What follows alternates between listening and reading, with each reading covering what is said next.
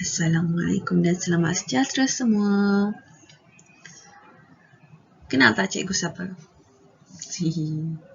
Rindu tak? Okay, hari ini adalah hari pertama kita nak belajar PDPR sejarah secara online. Okay. Ini adalah buku teks sejarah tahun 6. Awak semua boleh dapatkan buku teks ni dalam Delima. Nanti akan datang cikgu akan tunjukkan cara-cara bagaimana kita nak download buku teks sejarah tahun 6 ni menggunakan aplikasi Delima. Okay, ini adalah kandungan buku teks tahun 6. Ada 3 tajuk utama. Yang pertama, negara Malaysia. Kedua, kita rakyat Malaysia. Dan ketiga, pencapaian dan kebanggaan negara. Okay, dalam tajuk yang pertama, negara Malaysia, dia ada 3 unit. Iaitu unit yang pertama, lahirnya sebuah cinta. Unit yang kedua, bumi dipijak langit dijunjung. Unit yang ketiga, rukun negara. Manakala tajuk yang kedua, unit yang keempat, rakyat Malaysia. Yang kelima, agama dan kepercayaan di Malaysia. Keenam, perayaan di Malaysia. Bagi tajuk yang ketiga iaitu pencapaian dan kebanggaan negara, ada 4 unit. Yang pertama, Malaysia di pesada sukan. Kedua, kegiatan ekonomi negara. Ketiga, pemimpin negara disanjungi. Dan yang terakhir, Malaysia dan apa ya? Malaysia dan sukan.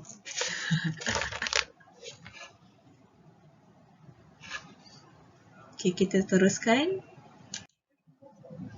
Okay, objektif pembelajaran kita pada hari ini adalah pada akhir PDP, murid dapat menyatakan sebab-sebab pembentukan Malaysia.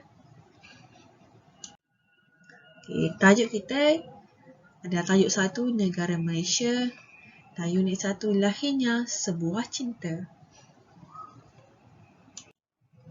Okay, pembentukan Malaysia. Pengenalan. Gagasan pembentukan Malaysia telah dinyatakan oleh Tunku Abdul Rahman Putra Al-Haj semasa beliau berucap dalam satu majlis Persatuan Wartawan Luar Negara Asia di Singapura pada 27 Mei 1961. Okay, ini bermaksud gagasan pembentukan Malaysia telah dinyatakan oleh siapa Tunku Abdul Rahman ni? Tunku Abdul Rahman Putra Al-Haj siapa? Awak kenal? Okay, nanti cikgu tanya pada PDPR akan datang.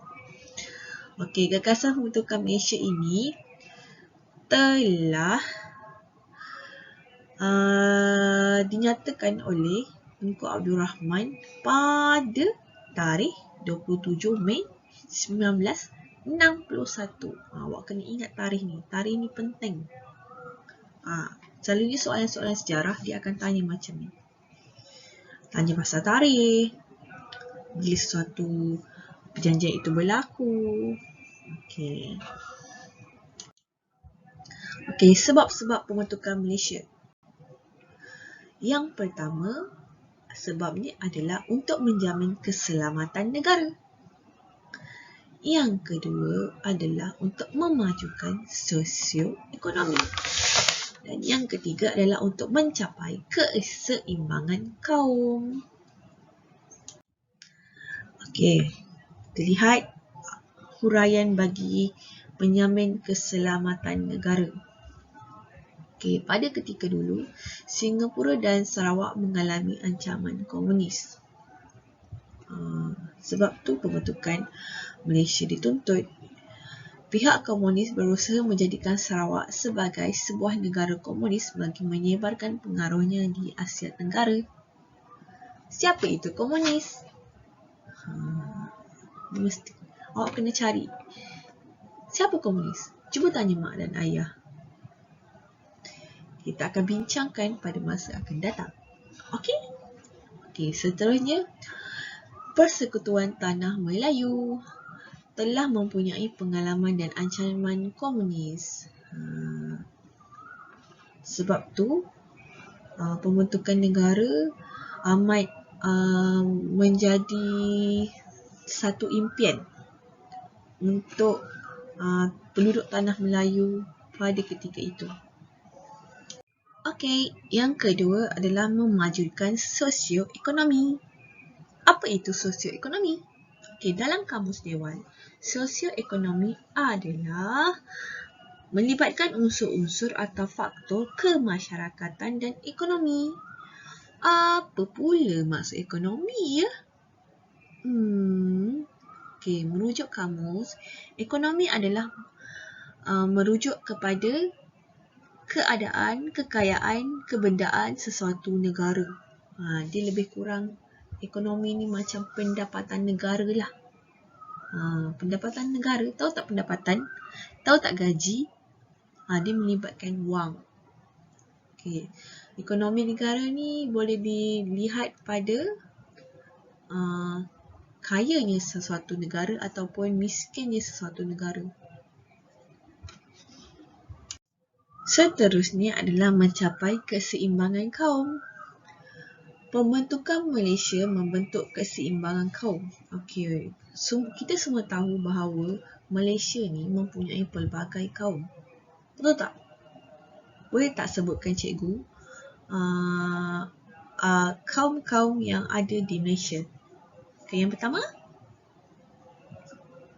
kedua, ketiga.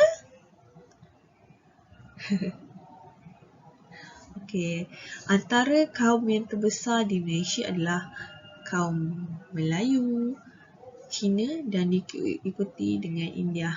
Yang lain adalah kaum-kaum lain. Kita lihat seterusnya. Okey, sekarang jom kita ulang kaji. Apakah sebab-sebab pembentukan Malaysia? Okey, yang pertama, apa?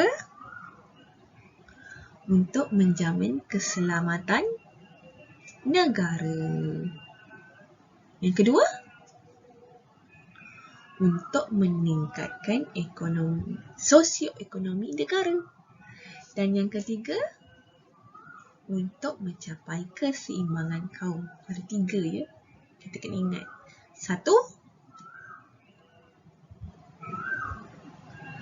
menjamin keselamatan negara. Yang kedua, meningkatkan sosioekonomi negara. Dan yang ketiga, mencapai keseimbangan kaum. Ingat, ada 3 sebab-sebab pembentukan Malaysia. Okey, baiklah. Kita cikgu nak bagi tugasan. Okey, disebabkan sejarah mengandungi soalan-soalan dan jawapan-jawapan yang menggunakan fakta. Jadi teknik hafalan itu penting untuk murid-murid menghafal maklumat-maklumat yang fakta serta tidak boleh menipu. Okey, tugasan kita pada hari ini, cikgu nak awak buat peta buih dan masukkan sebab-sebab pembentukan Malaysia ke dalam peta buih. Screenshot ataupun tangkap gambar nota yang awak dah buat dalam bentuk peta buih itu, hantarkan ke grup Telegram tahun 6 UPM. Okey? Selamat membuat tugasan dan cikgu doakan awak semua sihat. Dan cikgu harap kita dapat berjumpa apabila sekolah buka nanti dan semuanya dalam keadaan sihat. InsyaAllah. Okay. Jumpa lagi pada minggu depan. Bye-bye. Tata.